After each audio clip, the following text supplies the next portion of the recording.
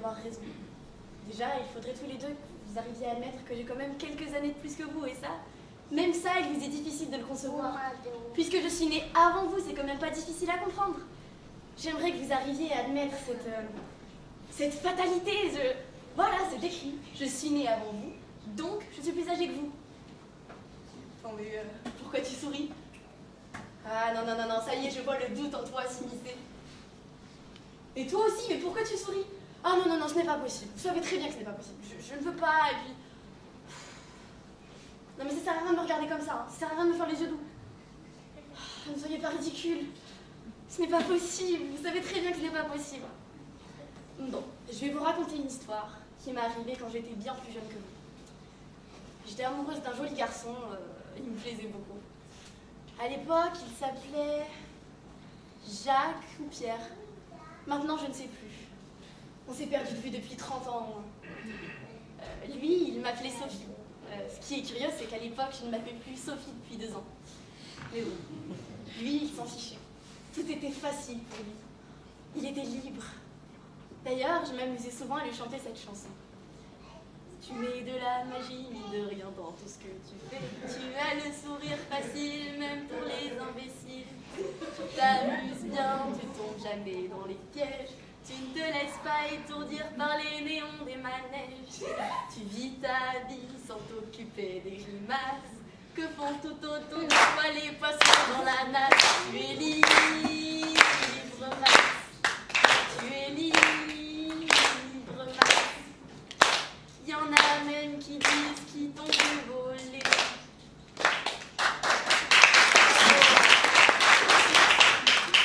Mais je ne sais jamais appeler Max. Enfin, je ne sais plus. Et puis un jour, il s'est mis à neiger. À neiger énormément. Il a neigé pendant des jours et des jours. Et lui, il a décidé de regarder la neige tomber.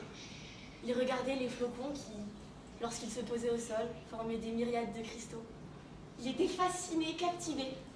C'était devenu comme une drogue. Lui, il disait que c'était sa nourriture. Il restait planté là, les yeux grands ouverts et la bouche ouverte. Les jours passaient, plus vite que la neige qui peu à peu le recouvrait. Un matin, j'ai voulu aller lui rendre visite.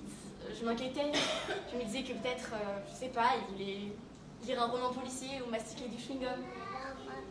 J'étais perdue. La neige l'avait totalement recouvert. Totalement. Du coup, j'ai arraché des boutons à mon chemisier. Je suis partie demander une carotte à ma mère et une pipe à mon père. Ils ont eu la délicatesse de ne pas me demander pourquoi. Il était libre, mon bonhomme de neige.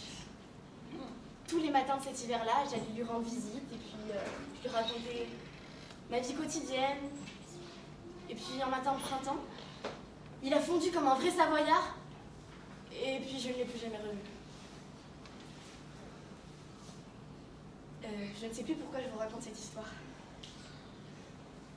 Il y a la brume dehors. Peu importe l'âge, pour moi tu es ma petite sœur, Claudette. Si je souriais, c'est parce que j'avais le cœur en fleur d'amour. Je me faisais sourire. Je t'imaginais en train de nager avec des libellules qui ressemblaient à des dauphins blancs. Comme Hoop, le dauphin. Et puis les libellules t'ont attrapé et comme il y en avait des milliers, elles t'ont soulevé hors de l'eau. Mais arrivé à une dizaine de mètres, elles t'ont lâché. Tu es tombé, tout ton corps et ton torse étaient nus, étaient en feu. Tu as fait un plat incroyable. Quel humour ces libellules. Non, tu vois, c'est uniquement pour ça que je souriais. Vous, les femmes, vous imaginez toujours des histoires torrides dès qu'un homme vous aborde. Et puis même, c'est pas parce qu'un homme se mettrait à vous dire des mots doux, à vous flatter, à vous caresser et finir par vous faire l'amour, qu'il faut forcément parler de sexe. C'est l'amour selon Platon. D'ailleurs, lui disait pas faire l'amour ou faire l'amour. Lui disait niquer. Platon, niquer. Non, tu vois, pour moi, nous sommes tous égaux. Les Indiens d'Amérique, les Bretons. Tu vois, par exemple, les Argentins et les rhinocéros. C'est pas une question de religion, c'est juste de la clairvoyance. Depuis que je suis végétarien, je mange plus de laitue non plus. Ou si c'était une question de religion, il faudrait d'abord qu'elle passe par soi. Tu vois, Maharishi Mahesh Yogi disait, on peut toujours te parler d'une fraise, de sa forme, de sa texture, de sa couleur, de son goût, mais tant que tu n'en auras jamais goûté, tu ne sauras jamais ce qu'est qu'une fraise. L'expérience prime par rapport à la croyance. Bientôt, j'aurai envie de faire pipi. Tu vois, ton sourire, moi je croyais qu'il voulait dire autre chose. Des choses plus crues. Enfin, je croyais qu'elles étaient crues. Enfin, pour un dur à cuire comme toi, ce n'est pas évident de se mettre à table. Non, tu vois, c'est uniquement pour ça.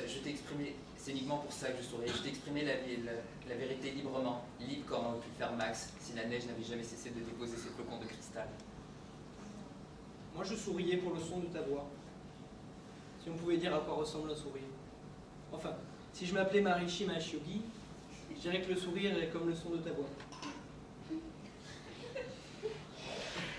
J'ai connu une femme il y a quelques années, moins d'autres, mais je m'en souviens car c'était au mois de mai. Je m'en souviens car c'était le mois des peut-être, et je ne suis pas forcément d'accord.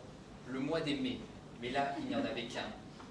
C'est plus facile à retenir, c'est pour ça que je m'en souviens. C'était donc au mois de mai. Le muguet ne l'était plus, il commençait à faner. On a moins envie de sourire quand on sent la mort toute proche. Enfin, quand la sagesse ne s'est pas encore installée. Cette femme s'appelait Bretta. C'était une Hongroise d'origine quand elle s'appelait Maeva. Enfin, je n'ai pas vraiment connu. Il y avait un trottoir qui défilait sous ses pieds comme un paysage. Puis elle a tourné au coin de la rue. Je ne savais pas que la rue avait un coin. Et elle avait le visage pâle comme le muguet.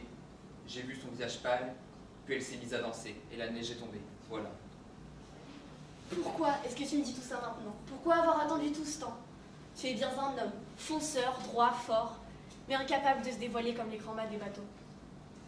Je t'ai aimé, tu sais, comme les vagues avec leur flux et leur reflux.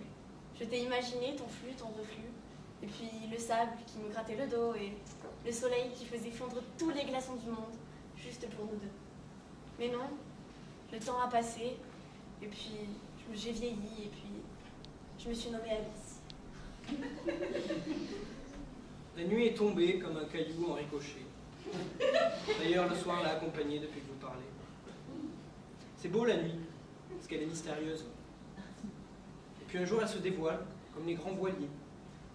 Et plus on la connaît, plus elle nous échappe. Un jour, j'ai connu un grand voilier. Je suis monté à bord. Il s'appelait Gabriel. Il a étendu sa passerelle comme un oiseau. Je me suis mis à sautiller pour ne pas le vexer. Mais paraît-il qu'on ne vexe pas un ange. Il m'a montré la nuit. Et la lumière l'a pénétré, l'a tranché comme une épée de fer. Elle s'appelait Lucie.